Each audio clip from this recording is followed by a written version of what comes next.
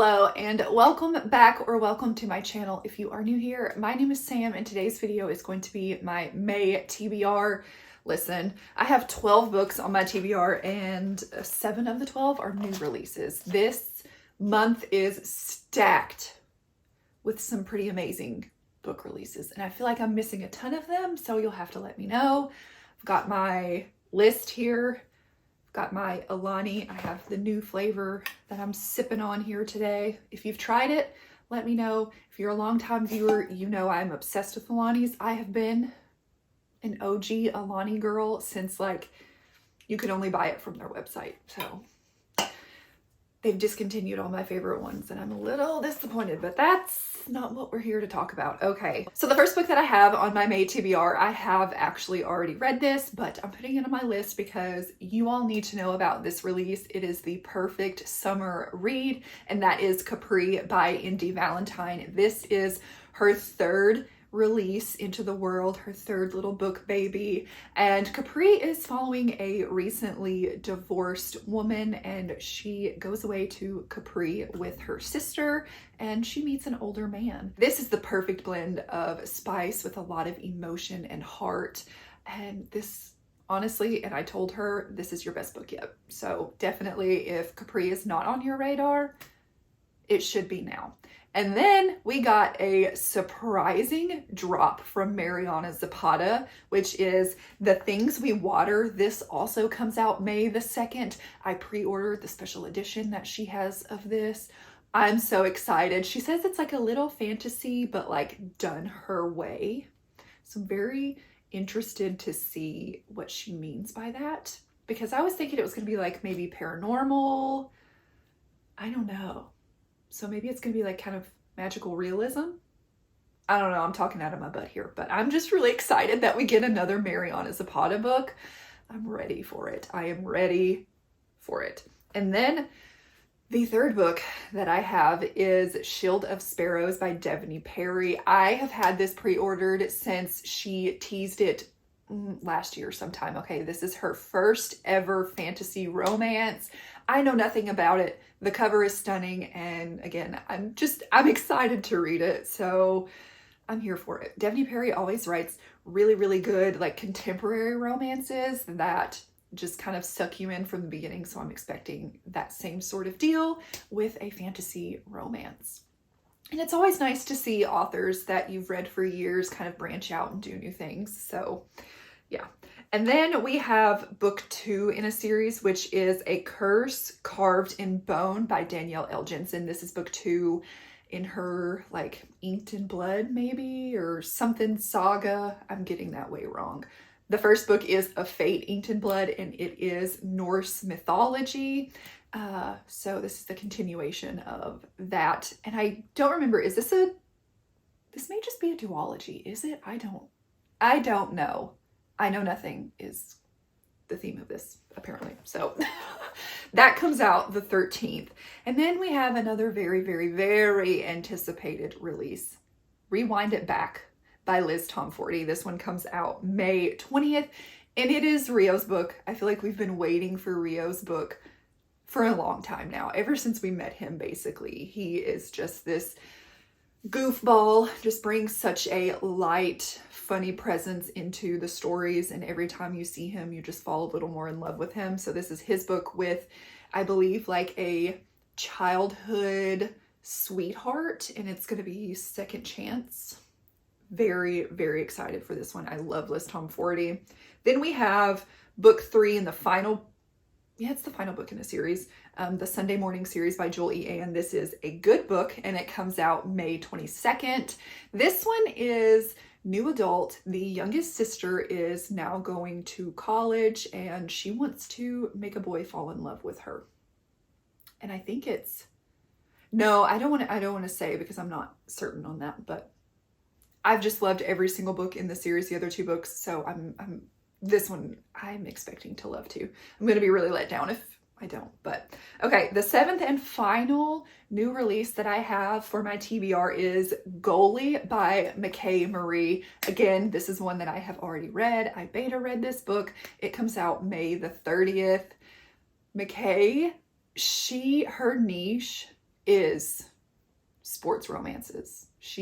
I told her, I'm like, you need to write nothing but sports romances because she just knocks it out of the park. I loved Starting Line, which is like an Olympic swimmer and a gymnast. So good. And then this one is set in college. We are following our heroine. Lennon is a goalie, and she has this ex-NHL hockey goalie who comes in and is supposed to help coach and teach the goalies that are on this college hockey team, women's college hockey team. And it's forbidden, age gap. It was good. It was so freaking good. So definitely put that one on your radar, put it on your list if it's not already. And then we're going to go into some physical books that I have. All of these are kind of new purchases as well. So we'll start out with, I've never read a Rainbow Rowell book, and I believe this is her first ever, is this her first? No, I don't think this is her first adult book. Again, I don't know what I'm talking about. This one is told in a past present timeline, and we're following, I believe, the characters when they are just madly in love in high school, possibly college, I'm gonna assume, and then why they are no longer together, possibly. Yeah, back in high school, everybody thought Shiloh and Carrie would end up together. Everybody but Shiloh and Carrie. They were just best friends. Best friends. Okay, so I don't know. I hear that this is going to be super emotional, and I'm excited to read a Rainbow Rowell because I've heard about her for years, but again, I've never read her. And there are lots of blurbs back here that have me very curious. So it says sexy, sweet, wise, and nostalgic. Jane Austen's persuasion for our time. Okay. Deeply human, profoundly romantic. I don't need to keep reading. I'm super excited for this. Okay, this one I have been following Tina from TBR, etc. I've just recently found her channel, and she talked about this book and how at first when she read it, she DNF'd it, but then she picked it back up and it was one of her favorites of 2024. And to be honest, I don't remember what this is about, but whatever she said made me immediately go out and buy it. So here we are. This house, this place knows all my secrets. I do know that this is a very emotional story. It even says on here, a deeply emotional love story, the unraveling of secrets, lies, and a very complex love triangle. Okay. I'm here for it. Last physical book that I have on my TBR is On a Quiet Street by Seraphina Nova Glass. This is a domestic thriller. I don't know much about it. I like domestic thrillers. I'm sure I saw this in somebody's video and put it on my list and purchased it, which is what happens. I'm very much influenced. So, and it's a short little book. I think I'll be able to just fly through it. A fast-paced, highly enjoyable, and compulsive read. The perfect neighborhood can be the perfect place to hide. I love a good domestic thriller.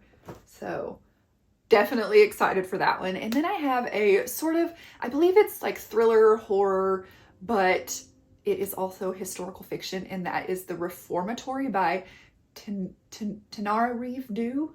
Tananarive Due. I think I'm saying that right, one of those ways.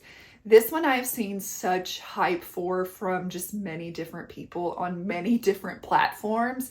We are following a young Black boy in the, was it 50s or 60s, and he finds himself into some trouble, and he goes to a reformatory school, and I think there's,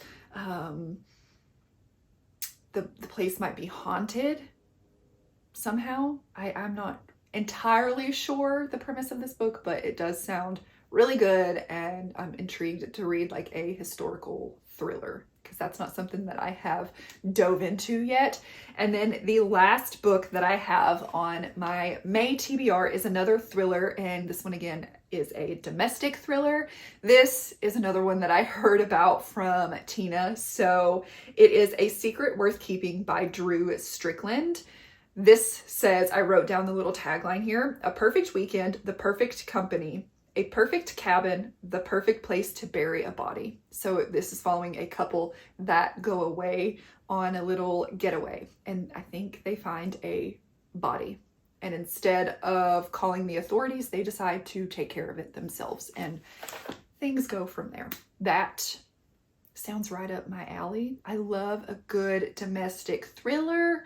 I do. I really do. I know a lot of people don't like them, but they're my favorite. So yeah, those are all of the books that I have for my May TBR. Let me know what you plan on reading in May. And if you have made it to this point in the video and you'd like to let me know, leave me a just leave me a flower in the comments down below. Thank you so much for watching. Please like, comment, and subscribe, and I will see you next time.